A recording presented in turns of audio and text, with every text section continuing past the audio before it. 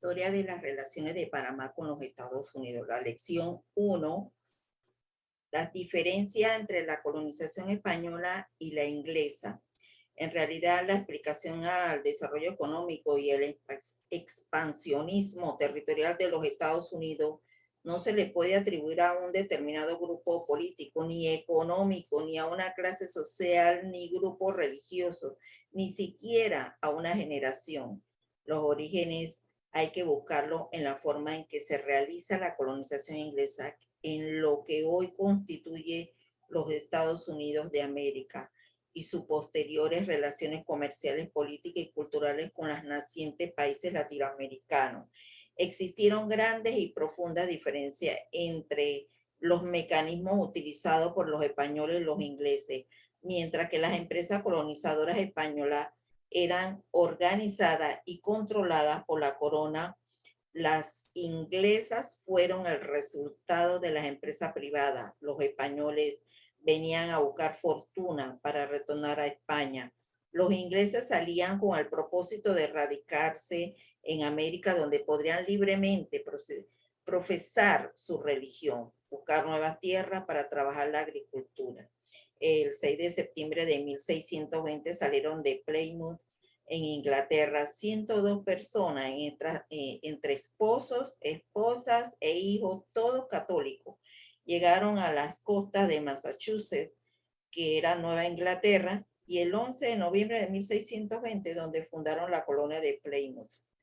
La concepción económica predominante en ambos países era el mercantilismo. Sin embargo, la forma de ejecutarlo fue opuesta. El mercantilismo español se caracterizó por la acumulación de metales preciosos, producto de la extracción mineral y de la prohibición de la producción en las colonias que pudiera competir con la española, mientras que la mayoría de las naciones europeas habían superado la Edad Media. España vivía en el medioevo. Los ingleses gozaron de libertad para organizar sus empresas que le permitieran la acumulación de metales, le dieron impulso al trabajo del obrero artesanal y a la creación de industrias basadas en los recursos de las colonias.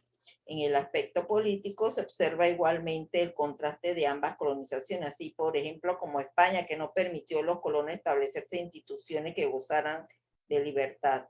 Por el contrario, las mismas estaban orientadas al control desde la península, ante todo la política y la social y económico de sus colonias. Por su parte, en las colonias inglesas funcionó la Casa de los Burgueses en Virginia, que fue la primera asamblea representativa en Massachusetts. Se dio la declaración de Mayflower, que sentó pues las bases del autogobierno colonial. La declaración de Mayflower, antes de bajar a tierra a su llegada a Norteamérica, los peregrinos firmaron a bordo el barco una declaración. En síntesis es una recapitulación pues de las creencias y valores cristianos, donde se resaltan algunos aspectos básicos de la democracia cristiana, entre ellos la justicia, el respeto a la vida y a la reconciliación. Cuando las colonias latinoamericanas iniciaron su etapa independentista a principios del siglo XIX, surgieron las nuevas repúblicas con una independencia formal en lo que a lo político se refiere, pero con gran atraso en lo económico, industrial, agrícola, etcétera. Vacío que llenó rápidamente Inglaterra y posteriormente los Estados Unidos, pero sobre la base de una desigual relación comercial y política que aún se mantiene tal como lo veremos más adelante. La expansión, el expansionismo norteamericano en el siglo XIX, en 1776, época en que los Estados Unidos de América se declaró independiente de Inglaterra. El territorio estaba limitado por 13 colonias. A este número se añadieron nuevos territorios hacia el sur y el oeste que los norteamericanos adquirieron en su actitud expansionista por medio de la colonización, compra, cesión y conquista. Los móviles de esa expansión de los Estados Unidos era indudablemente económico, pero también obedecieron a preocupaciones de política interna y su deseo de desarrollo. Otros aspectos que lo motivaron fueron el espíritu emprendedor del agricultor norteamericano, la convicción de que el hombre blanco llevaba a cabo una misión civilizadora al rechazar las tribus, las indias, que era el destino manifiesto, la voluntad de extender los territorios de la Unión. Con el Tratado de París de 1783, donde Inglaterra reconoce la independencia de las 13 colonias, los Estados Unidos adquirió la margen oriental del río Mississippi, duplicando el territorio de las 13 colonias originales, y en 1800 comenzó a poblar el valle occidental del Mississippi y los territorios de Ohio. Luisiana era una comarca despoblada de 2.100.000 kilómetros cuadrados al oeste del río Mississippi, que fue comprada en 1803 a Francia y 15 millones de dólares. Con esta adquisición, los Estados Unidos duplicó su territorio. Hoy día, estos territorios se han convertido en una de las zonas agrícolas más importantes del mundo. En 1819, los Estados Unidos forzó a la España a venderle la península de Florida en 5 millones de dólares. La Santa Alianza. Después de la derrota de Napoleón en 1815, surgió la llamada Santa Alianza, que era una organización que agrupaba a las monarquías europeas con el objeto de impedir y derrotar cualquier intento revolucionario que surgiera, y los países que integraban dicha organización eran Prusia, Austria, Rusia e Inglaterra. Con la recuperación del trono de España por la Casa de Borbón, la Santa Alianza contempló en 1822 en el Congreso de Verona la posibilidad de intervenir en el continente americano con el propósito de impedir el avance del proceso emancipador de las colonias hispanoamericanas, solicitud que llevó a hacer la corona española. Inglaterra, que desde los inicios del proceso emancipador había tenido un próspero comercio con las colonias españolas, no apoyó la iniciativa de la Santa Alianza e inclusive amenazó con utilizar su marina de guerra para impedir el traslado de tropas de la Santa Alianza al continente americano, ya que ella veía con simpatía por el movimiento emancipador y ayudó con hombres, armas y dinero a los patriotas hispanoamericanos con el interés de que al derrumbarse el imperio español en América, ella pudiera comerciar libremente con estos vastos mercados. En la tercera década del siglo XIX, Inglaterra estaba en un proceso de pleno desarrollo industrial, utilizando cada vez más las modernas maquinarias y tecnologías que trajo consigo la revolución industrial.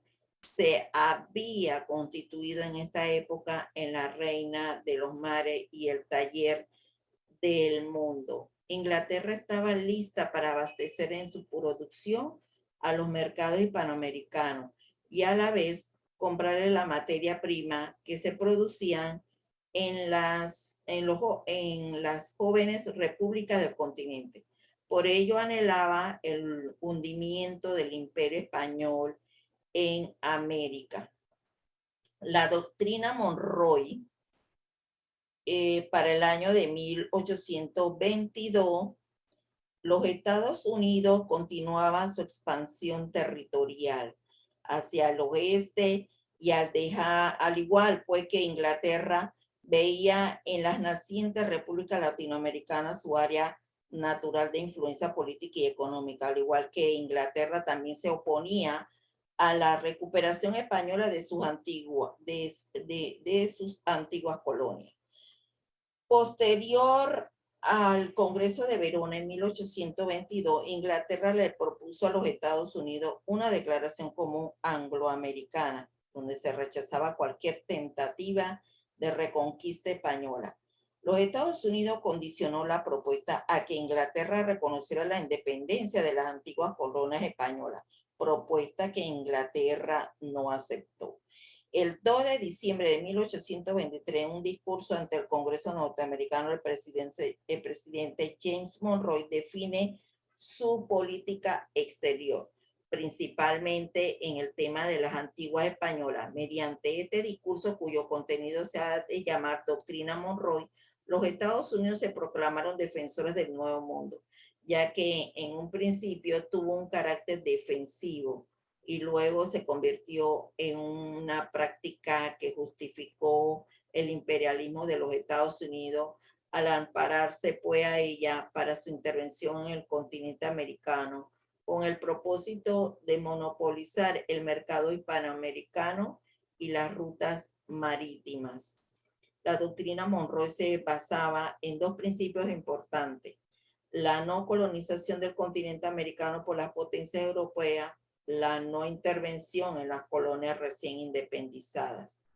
El discurso del presidente Monroe ante el Congreso se puede resumir como que el primero fue el continente americano por la libre independiente condición que ha asumido y que mantiene, no deberá ser considerado como susceptible de futura colonación por cualquier potencia europea. Los Estados Unidos no han intervenido ni intervendrán en las colonias o dependencia de cualquier potencia europea.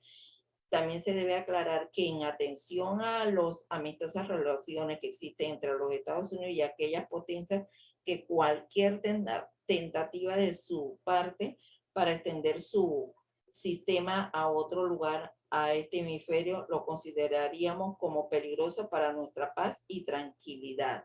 También nuestra política con relación a Europa adopta al comenzar las guerras que desde hace tiempo han agitado aquella parte del mundo. Sin embargo, la misma no intervenir en los asuntos internos de ninguna de aquellas potencias. La declaración de la doctrina de que con las actuales colonias o dependencia de potencia europea no hemos intervenido ni intervendremos, no fue cumplida por los Estados Unidos, quienes no respetaron este postulado monroísta al intervenir en Cuba, Puerto Rico, Guam y Filipinas, que eran colonias españolas, como veremos más adelante. No protestaron por la ocupación de la isla Malvina por los ingleses en 1833, desconociéndose el derecho de Argentina sobre ella. La intervención francesa en México en 1838, la intervención inglesa en Venezuela en 1902, entre otras. La doctrina Monroe se resume en la frase América para los americanos, cuyo autor fue John Quincy Adams. También se hablaba del Congreso Bolivariano de 1826, donde para 1815 los hispanoamericanos se encontraban en pleno proceso emancipador, situación que era vista con intereses tanto por Europa como los Estados Unidos de América. Consciente de esta situación, Simón Bolívar, en un documento conocido como la Carta de Jamaica, esbozó sus ideas sobre el futuro de las colonias españolas en América y planteó la necesidad de unificar Hispanoamérica en una gran nación desde México hasta Chile y Argentina, tal como había hecho en su momento las 13 colonias norteamericanas. Para el logro de este ideal, Bolívar propone realizar un congreso en el cual se realiza en Panamá entre junio y julio de 1826, y el congreso no tuvo los resultados que Bolívar esperaba, porque en lugar de una gran nación unificada en un gobierno central, se acordó la creación de una confederación de naciones donde cada una ejercería su soberanía con respecto a las relaciones exteriores con potencias extrañas a los miembros de la confederación. Se impuso la individualidad propia de caudillismo hispanoamericano. También estaba la propuesta de Gran Colombia de Bolívar, solo contó con la participación de Nueva Granada, Venezuela, Ecuador y Panamá, pero al morir Bolívar en diciembre de 1830 se desintegró la Gran Colombia. Y el destino manifiesto en Texas en un principio fue parte de la República de México y una región poco poblada a comienzos del siglo XIX. Millares de colonos norteamericanos se establecieron en la parte meridional, donde se dedicaron a la ganadería y el cultivo de algodón.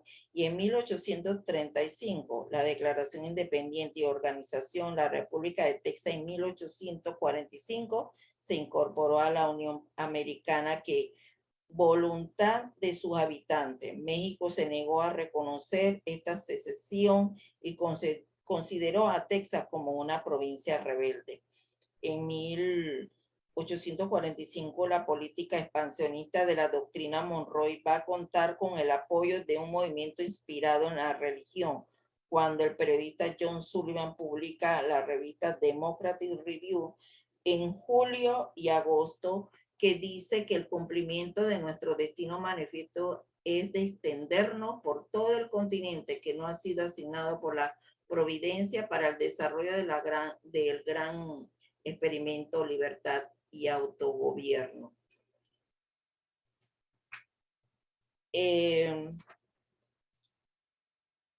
La política del gran garrote o Big Stick. Para inicios del siglo XX, los Estados Unidos se convierten en una potencia económica y militar respetada por los países europeos, pero sus nuevos intereses de potencia ocasionan un cambio en la política exterior, y de allí que surja la nueva interpretación que hace Teodoro Roosevelt de la doctrina Monroe.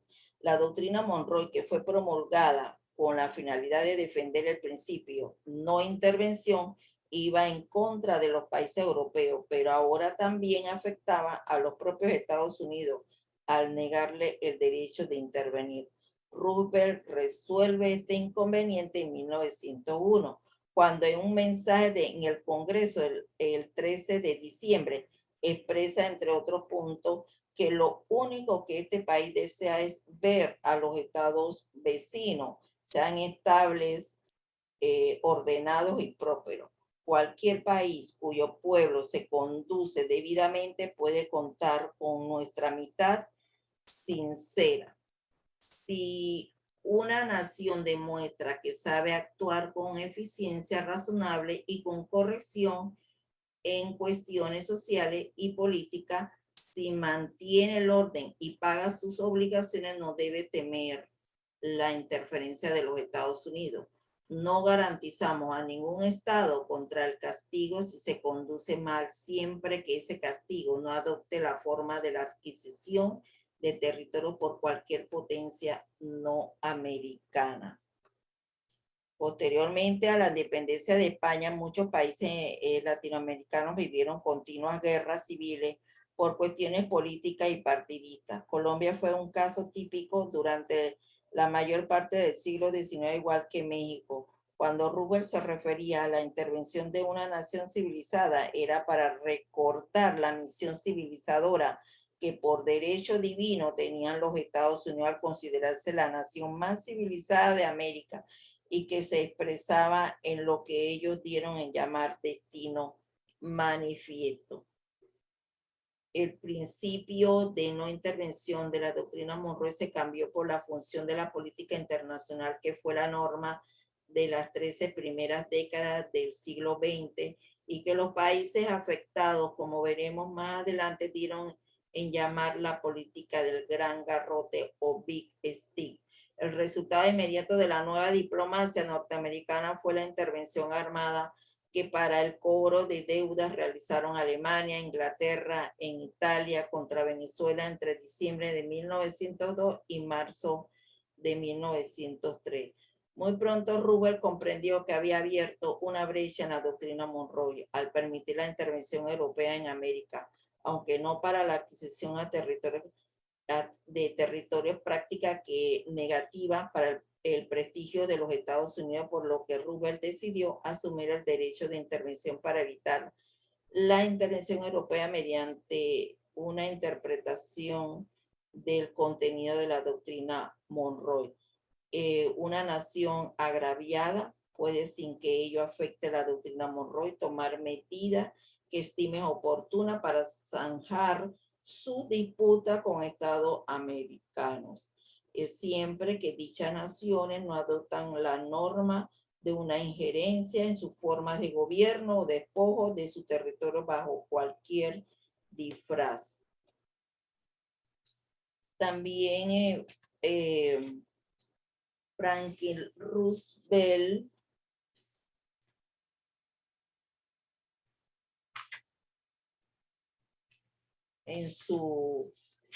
rechazó la acción unilateral y la intervención en los asuntos de los Estados Unidos nacionales soberanos, y la política del buen vecino de Roosevelt fue así un rechazo a la interpretación de la imperialista de la doctrina Monroe por parte del presidente Teodoro Roosevelt. La política del buen vecino, estas relaciones exteriores norteamericanas hacia América Latina durante las 13 primeras décadas del presente siglo fueron reflejos de un imperialismo en pleno desarrollo económico, industrial y político. Fueron los tiempos del Big Stick o la política del gran garrote, donde Estados Unidos se erigió en el policía internacional, desembarcando tropas militares en los países donde a su criterio era necesaria su presencia, pero que en el fondo no era más que la imposición de sus intereses.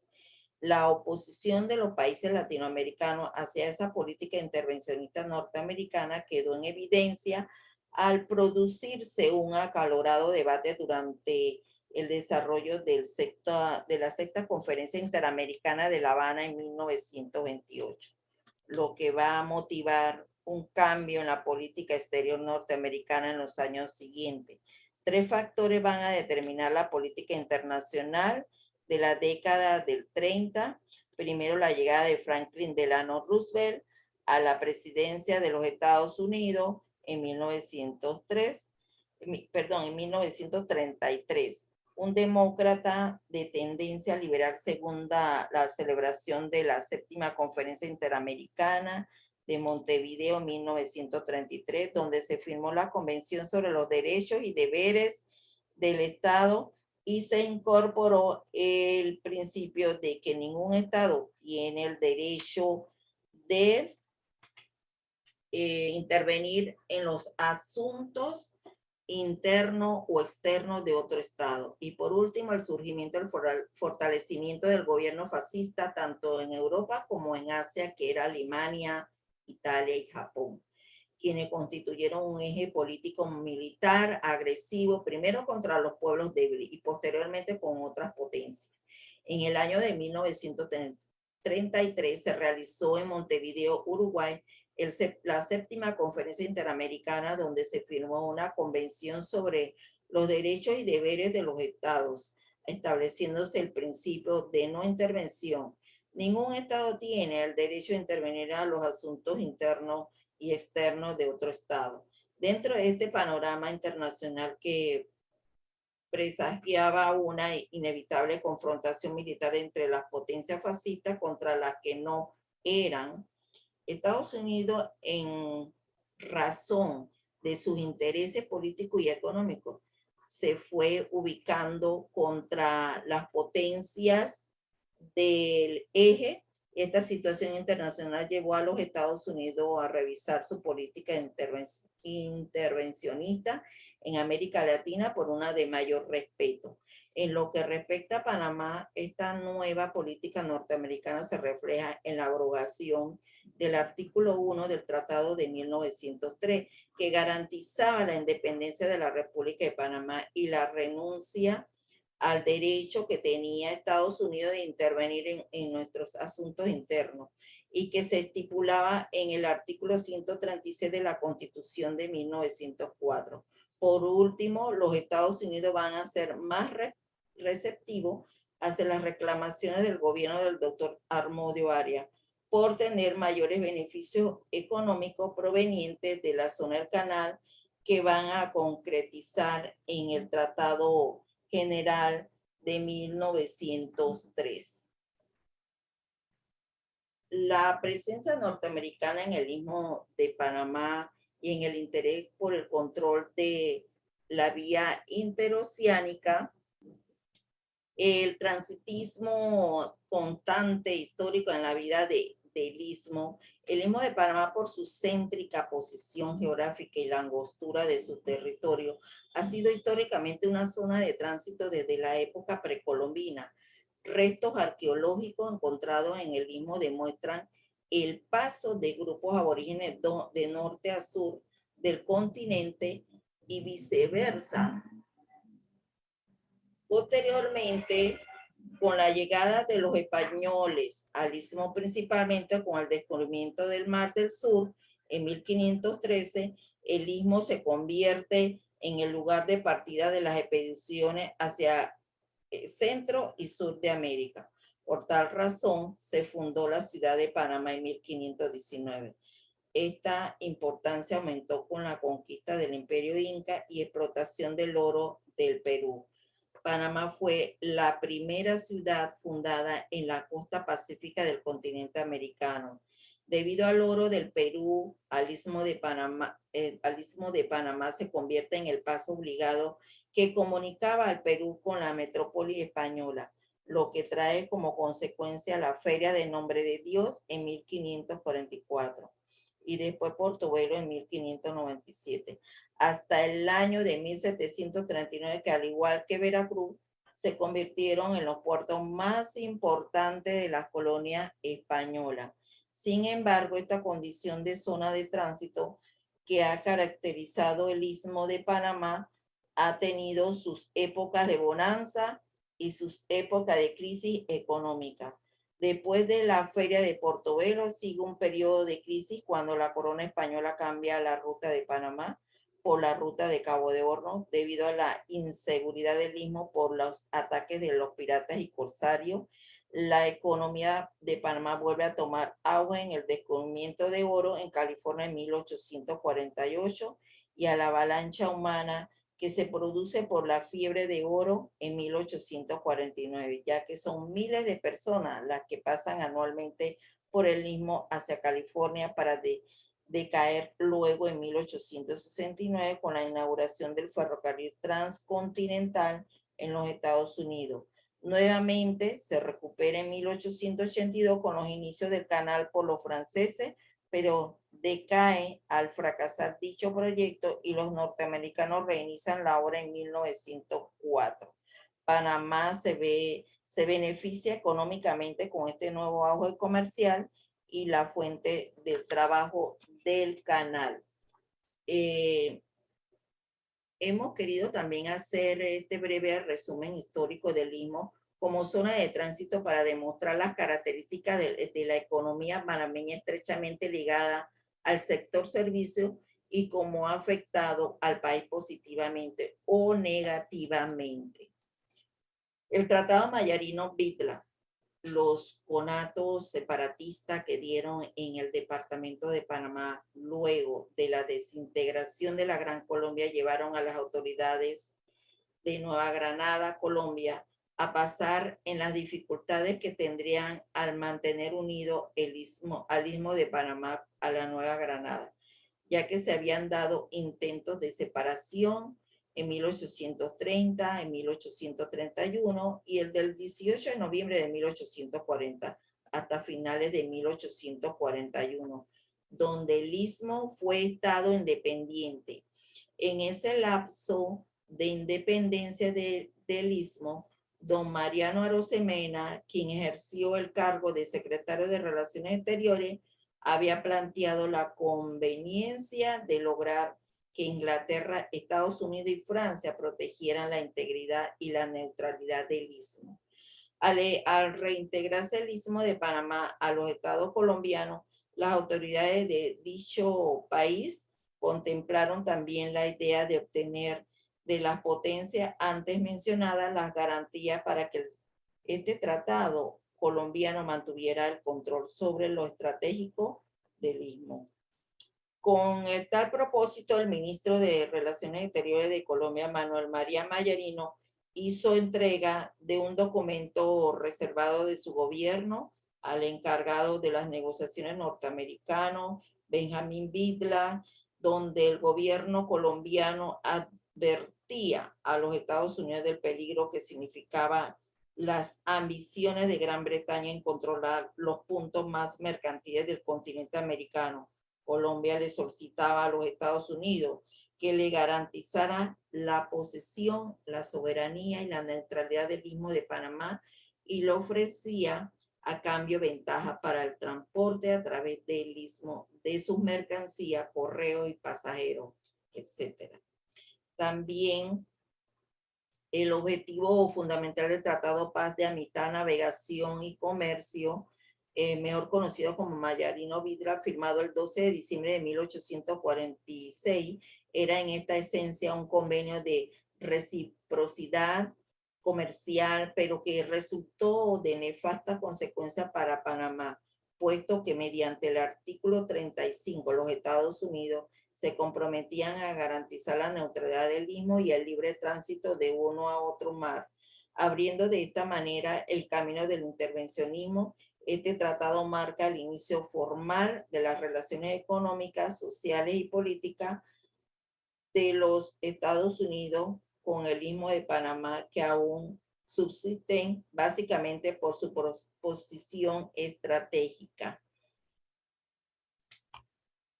El tratado Clayton-Bolwer en 1850, los intentos por parte de la Gran Bretaña para adquirir presiones en América Central se remontan hasta fines del siglo XVII. Para el año 1830 puede decirse que Gran Bretaña había prácticamente asumido el control del territorio de la Mezquita en la costa norte de Nicaragua, donde establecieron un protectorado en el recién creado por ellos Reino de los Mosquitos, el cual se extendía desde la boca del río San Juan en Nicaragua hasta Bocas del Toro en el Istmo de Panamá. No olvidemos que la ruta del río San Juan se consideraba en ese entonces como más factible para construir un canal que la ruta por Panamá. La situación que experimentaba el istmo centroamericano a mediados del siglo XIX reflejaba el interés de dos potencias por el control de la ruta interoceánica. Para los Estados Unidos, el control de la costa norte de Nicaragua por parte de Gran Bretaña significaba una barrera que se levantaba contra el cumplimiento del destino manifiesto en América Central y Panamá y el control de esta región por parte de Norteamérica.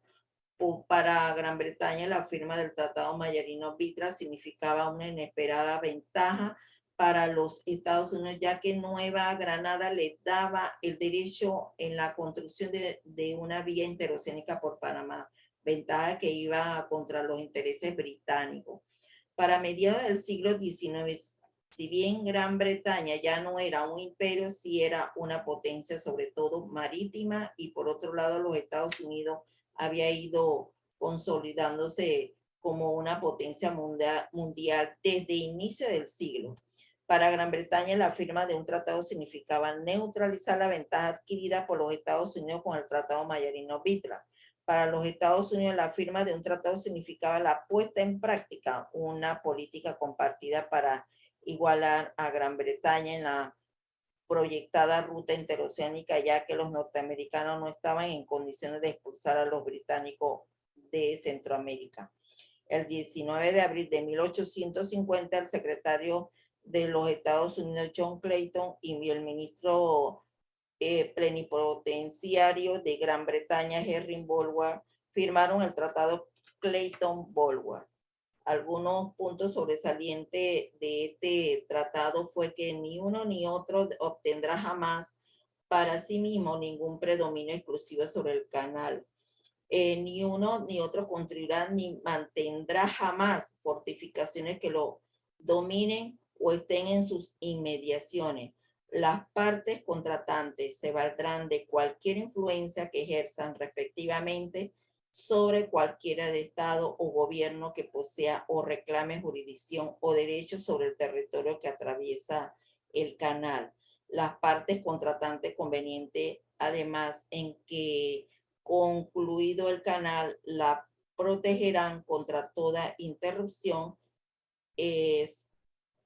o sin embargo, o confiscación, embargo o confiscación injusta, y que garantizarán su neutralidad para que para siempre esté para siempre abierto y libre y seguro de capital invertido en él. También se aprobó el proyecto del canal en el 2013, donde la ley en el Parlamento de Nicaragua en 2 sesiones que entregó la sesión del proyecto al chino Wang Jin y su empresa HKMD por 50 años, prorrogable a otros 50. En esa ley, que era la 840, se cede completamente el control de la obra de la empresa china, incluyendo las negociaciones o expropiaciones de tierra, no solo en el tramo de 270 kilómetros, sino en una franja de seguridad de menos de 10 kilómetros en cada lado del canal. La ley ha sido ampliamente recurrida porque viola al menos 41 artículos constitucionales. Al primero, la independencia, la soberanía y la autodeterminación pertenecen al pueblo nicaragüense. Hay otros antecedentes históricos del proyecto que se intentó seriamente a principios del siglo XX, cuando se planeaban las obras del Canal de Panamá o de Nicaragua. Se descartó únicamente con criterios de ingeniería por los mismos ingenieros, corporaciones que planeaban una ruta interoceánica para mercancía que conectarían pues el Océano Pacífico con el Atlántico. Los que proponían el canal de Panamá ponían el énfasis en gran peligro de la zona propuesta en Nicaragua por los volcanes activos y por los terremotos. Panamá o Nicaragua, los autores del artículo de Scientific American que acompañaron la ruta de 1902 concluyeron que la ruta del canal de Nicaragua propuesta por Menocal era mucho más costosa e inviable. Tener que dragar el lago Nicaragua, construir al menos 8 esclusas, excavar 3 lagos artificiales, Panamá con 80 kilómetros y Nicaragua con 287 kilómetros. También está la vía interoceánica por Centroamérica, en el marco del desarrollo, el tratado Hay-Ponce-Fort.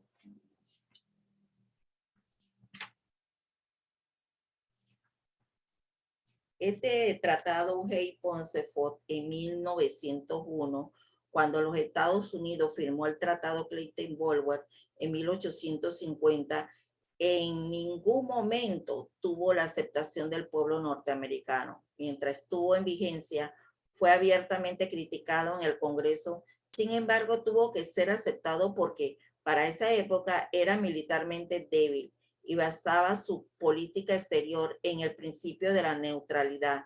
De ahí que Clayton-Bolwer responde al interés de compartir la posible construcción de una ruta interoceánica e impedir que ésta fuera monopolizada por una nación europea, aún más porque los Estados Unidos no estaban en capacidad de expulsar a los británicos por la fuerza.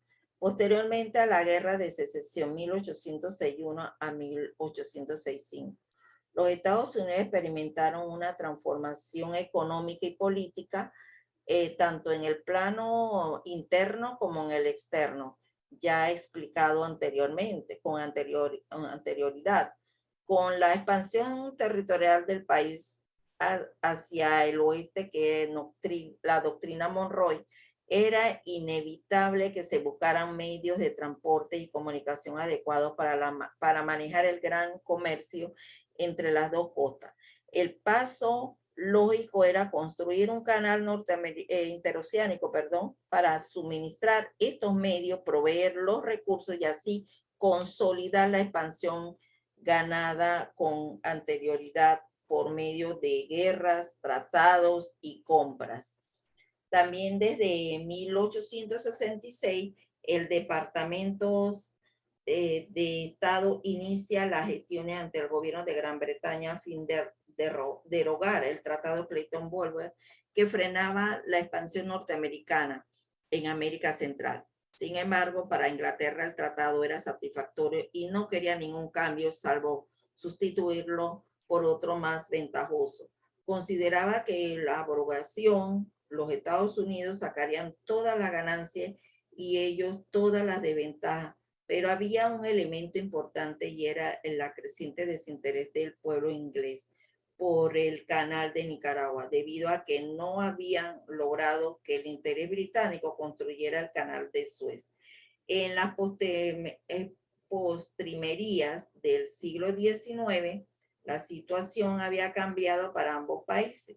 Los Estados Unidos había pasado de una nación débil a una nación poderosa y por otro lado Gran Bretaña se enfrentaba a una serie de problemas internacionales.